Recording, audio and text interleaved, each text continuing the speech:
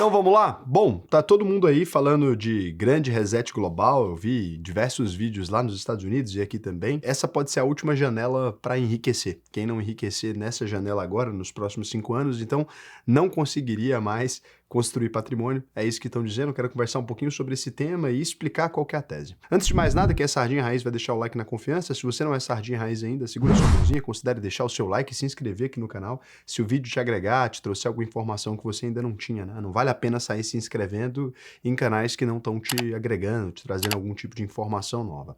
Então o que a gente tem aqui? Eu já falei muito sobre essa questão da China versus Estados Unidos, sobre o fim do multilateralismo, mas tudo isso, né, faz parte da normalidade. Se você reparar, o mundo, né, ele tem ciclos de paz e depois seguidos de ciclos de conflitos cada vez mais elevados, até que a gente chama das guerras mundiais e tal, mas o mundo nunca passou muitos anos em paz. Então, essa ideia de que o mundo permaneceria na paz absoluta, porque durante 70, 60 anos, se você quiser, a gente estava sem muitos atritos, era uma ideia quase que infantil, né? Ela não era aceita por ninguém que estuda isso a sério. As pessoas diziam, não, em algum momento, essa nova norma, né, essa hegemonia do multilateralismo, dessa ideia de que todos os países fazem trocas e que por isso não vale a pena brigar, isso muda. Porque quando uma nova potência tem que emergir, quando um cenário de disputa de terras começa, a gente reinicia esses ciclos vez ou outra. Então, apesar do mundo estar dizendo coisas absurdas agora, como se fosse acabar o planeta por conta disso, ou vamos explodir tudo, não vai acontecer. Na prática,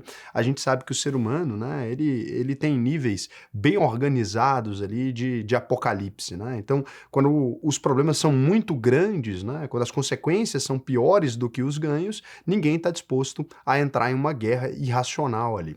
A mesma coisa foi quando era a pandemia, por exemplo. Todos os países começaram a buscar pela vacina porque era a coisa mais importante do momento. Agora, tem um ponto que algumas pessoas começaram a falar agora, porque a conspiração já não dá mais conta de terceira guerra destruindo o planeta. Eu não duvido que a terceira guerra mundial vai acontecer, eu duvido que ela vai destruir o planeta. Então tem que ter outra coisa que vai destruir. Agora é a IA. Então eles estão dizendo que o ser humano não vai ter mais nada para fazer, né? Por quê? Porque a IA ela já faz o trabalho intelectual. Antigamente a tecnologia ela substituía o trabalho físico somente, né? Então quando você pega uma pá mecânica, quando você pega uma escavadeira, quando você pega uma colheitadeira, ela substitui o trabalho braçal do ser humano. Até mesmo a fazer fios de roupa, etc. Tudo isso foi substituindo, né? As máquinas foram substituindo os seres humanos e agora a última barreira que existe, né? Ou existia então, era a barreira do trabalho cognitivo. E hoje a IA já consegue escrever textos, programar, fazer análise financeira, produzir imagem e vídeo, atender clientes, traduzir e resumir documentos. Inclusive a gente percebe que boa parte das peças, né, escritas por advogados ali estão com influência de IA. Boa parte da leitura dos juízes estão sendo feitas por IA também. Então você percebe que na prática a gente tinha muito medo, né, da IA ela se transformar no corpo jurídico. A gente dizia que isso era absolutamente errado e hoje em dia ela se tornou. Os seres humanos estão simplesmente jogando documentos na IA e até copiando, sem nem ler o que está escrito ali. A gente viu algumas sentenças saindo aí com a IA, com trechos de IA, né? Imagina as informações que o Brasil não está dando para o ChatGPT e para o Gemini e para as empresas de IA ali, porque a gente está fornecendo informações de altíssimo poder ali para IAs, para elas fazerem análise. Então, esse trabalho já tem acontecido. E aí o custo de produção intelectual caiu absurdamente. Historicamente, para produzir alguma coisa, você precisava de pessoas, por exemplo, né? Equipe de marketing, redator, designer, editor de vídeo, tudo isso. Só que, quando a gente imagina esse cenário, então, o que a gente tem? Se de um lado o trabalho manual ele perdeu muito espaço, né, para o preço das máquinas, agora o trabalho cognitivo também, a gente teria, segundo algumas teorias mais recentes, uma redução severa no salário das pessoas. Você não tem motivo para essas pessoas estarem empregadas. E o capitalismo ele existe sobre a seguinte ótica, né? Ele precisa de um crescimento econômico, então tende ao infinito o crescimento econômico do capitalismo. Você não tem como limitar, né? A economia ela cresce a passos largos. E você tem que ter a base da sociedade ganhando dinheiro. Se você não tiver a base da sociedade ganhando dinheiro, essas pessoas não têm como gastar. Por exemplo, do que adianta a Amazon demitir todos os colaboradores, ou o Google demitir a maioria dos colaboradores, todo mundo demite a maioria dos colaboradores, e agora essas empresas, então, elas produzem no valor mais baixo possível o produto delas. Elas conseguiram chegar num momento onde elas produzem tudo praticamente de graça ali. E aí elas teriam a melhor margem de lucro possível. Só que se você não tem ninguém na outra mão para comprar esses produtos, a gente tende a ter um colapso, né, financeiro do capitalismo, porque essas empresas precisam pagar bons salários para que os trabalhadores dessas empresas tenham dinheiro para consumir em outros lugares. Não adianta nada você produzir com muita eficiência se ninguém tem dinheiro para comprar aquele produto. Então começou uma nova teoria que é: quem controla a tecnologia concentra a riqueza, e que a gente não estaria mais no capitalismo, a gente estaria talvez no tecnofeudalismo. O que é isso, né? Os proprietários das empresas de tecnologia, eles têm hoje um percentual da produção de todo mundo. Lembra quando a gente dizia na escola que o senhor feudal ele tinha um terreno, ele permitia que um camponês trabalhasse a terra e ele ficava com um pedaço da produção daquele camponês, correto? Agora a gente tem mais ou menos a mesma coisa. Se você tem uma empresa, você precisa anunciar, né, na Meta, ou precisa anunciar no Google, para que você possa vender o seu produto, porque eles detêm a atenção, que é a principal moeda da nossa sociedade moderna. Então, eles pegam um pedaço da produção de absolutamente todo mundo. Inclusive, pegam a maior parte da produção de todo mundo, não só como o camponês ali, né? Pega a maior parte mesmo, não é nenhum imposto, é algo além disso. E essas pessoas estão concentrando, então, muito poder, é essa a teoria. E assim foi com a energia elétrica, né? O petróleo, a internet, os smartphones. Todas essas tecnologias concentraram muita riqueza no começo. Então o que a gente tem agora? A IA estendendo esse poder para algo muito maior. Então a IA vai entender a tecnologia, criar empresas e gerar essa nova realidade. Eu vi essa teoria em alguns lugares e eu entendo e respeito muito quem pensa dessa maneira, mas eu queria aqui acrescentar alguns pontos e o porquê que eu sou muito menos alarmista do que a maior parte dessas pessoas. A primeira premissa que todas essas pessoas partem é que o Elon Musk, o Mark Zuckerberg, o Jeff Bezos e todos esses caras, né, eles simplesmente são incapazes de mentir, né? Que eles estão falando a verdade sobre absolutamente tudo, que as empresas deles vão provocar tamanha disrupção que toda a economia moderna não vai mais existir. E o mercado acredita tanto nisso, o mercado financeiro, que essas empresas já concentram, né, mais da metade do valor de mercado de toda a economia americana. Hoje, se elas substituíssem metade de toda a produção dos Estados Unidos, seja lá do que for, elas ainda estariam precificadas acima da média, porque na prática elas já estão valendo mais do que isso. Agora você precisa se lembrar, existe algum momento em que a Meta, ou a Alphabet, ou o Elon Musk, eles prometeram produzir alimentos? Que eles prometeram produzir commodities mesmo? Que eles prometeram que vou produzir carne agora em escala? Não, né? Então, eles não pretendem nos alimentar.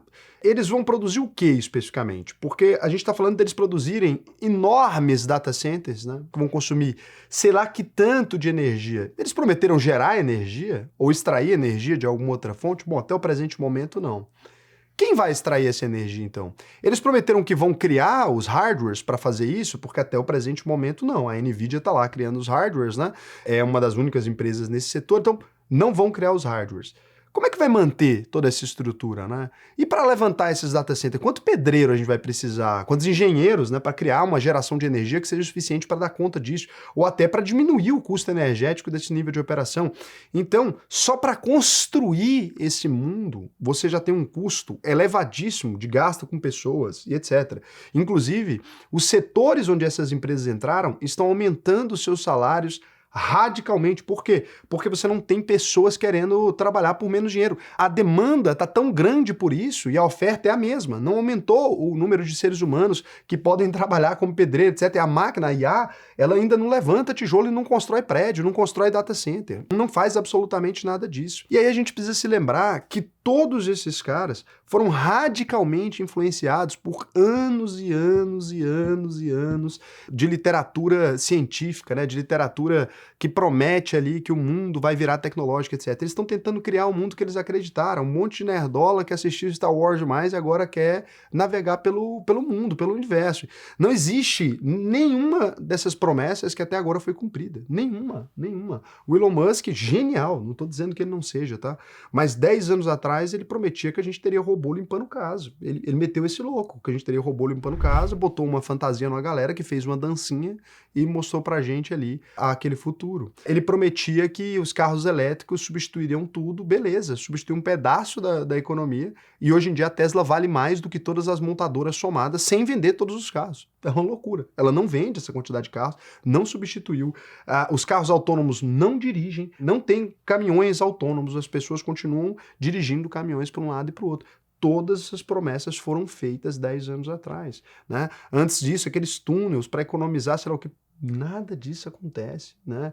O trem que ia fazer sei lá o quê, nada disso acontece. A mesma coisa vale para o Mark Zuckerberg. É conversa de que a gente ia viver no metaverso, sei lá o que, gastou sei lá que tanto de dinheiro, bilhões com história de metaverso, comprou uma empresa de óculos que virou basicamente um videogame 1.2, né? Porque além de tudo o processamento nunca chegou, os gráficos nunca chegaram a se aprimorar. E aí ele prometeu aquilo, e daí na próxima geração eles prometem coisas ainda mais agressivas. Então é sempre uma promessa muito agressiva, entrega 10% daquilo e parte para nova promessa. Agora eles estão prometendo que não vai ter mais empregos para os seres humanos, etc. Empresas estão precificadas como se realmente não fosse ter. Agora, cadê as entregas? Cadê os entregáveis? A gente tem o ChatGPT hoje que não consegue, né? Nem o ChatGPT, nem o Gemini, etc., que não conseguem ainda produzir pensamento próprio. O que eles fazem é pegar um monte de blog, né? Inclusive, se você edita os blogs dos países, eles mudam a informação. Eles pegam um monte de blog, adensa e dá uma resposta delirante, não consegue fazer uma conta. Se você pergunta uma coisa objetiva, preciso lavar o meu carro, é melhor ir a pé ou é melhor ir de carro? Se você falar que é perto, ele fala que é melhor ir a pé. E daí, quando isso vaza na internet, eles corrigem o modelo para que não dê mais essa resposta. Mas qualquer outra coisa, você fala com um avião, ele fala agora que é com avião. E se você for trocando, vai ser sempre isso. Então, é a mesma coisa, porque não está pensando. Não uma coisa que realmente está pensando. É muito útil, vai melhorar demais para o cinema, vai melhorar demais para efeitos especiais, geração de vídeo, trabalho de design. Gera texto, sim, bons textos, né? Mas hoje em dia a gente já consegue até reconhecer, tem um padrão textual muito semelhante. Não é que signifique isso, é que é aquilo. Tarará, que ele faz em todos os absolutos textos. Aí tinha as histórias do travessão, então é lógico. Esses modelos vão evoluir, eles vão ter utilidade, mas a gente precisa se lembrar que toda vez que você volta na história do ser humano, a tecnologia nova, ela surge. Na época do ludismo, quebraram os ludistas ali, ficaram reconhecidos como as pessoas que eram contra as máquinas, porque as máquinas de tecelagem, porque no começo elas iam substituir a mão de obra humana. E assim, a mesma coisa, né? Quando a gente foi colocar colheitadeira na fazenda, disseram que ia ter desemprego em massa.